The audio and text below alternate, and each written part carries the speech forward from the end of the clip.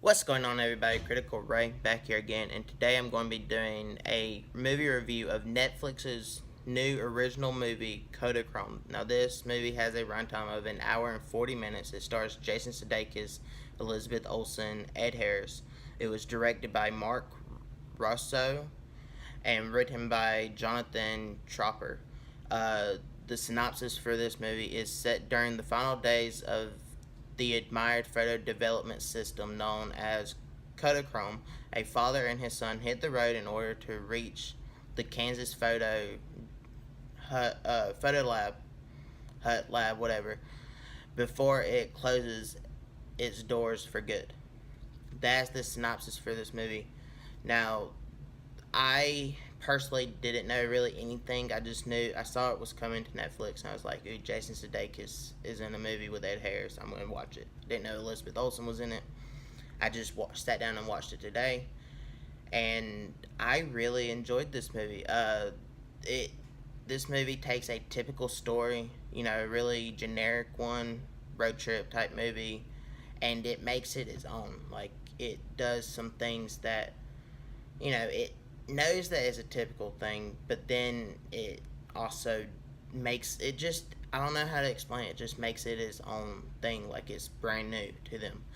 The acting is great, especially Ed Harris. Ed Harris shined in his role in this movie, and if you like Ed Harris, go watch this one just for his performance. It's probably the best performance I have seen him done in a really long time, if not ever. This movie does have some really good emotional and lighthearted moments, because the father and son don't really get along, but he kind of gets talked into coming and stuff like that. So yeah, it has some really emotional moments, and then it has a lot of light-hearted moments, and then it has some funny moments too. It's all ranges. It has different genres of movies combined into this one.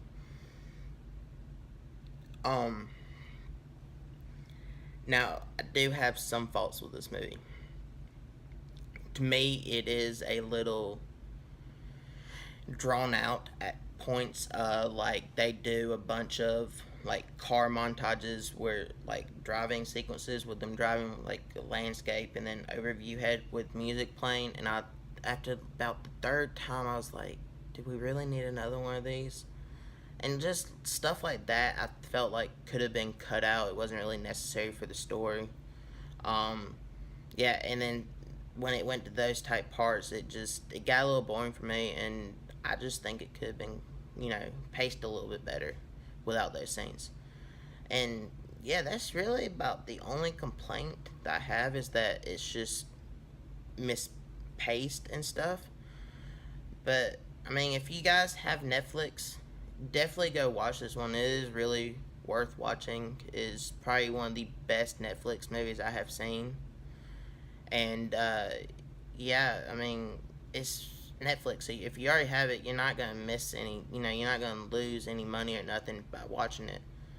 And I'm going to give Kodachrome a B. So, comment down below. Let me know if you've seen this movie, what you thought of it. If you liked it, you hated it.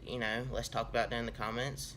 And like the video, share the video with all your friends, family, everyone that you know, and even people that you don't know. And subscribe. And I'll catch y'all in the next one.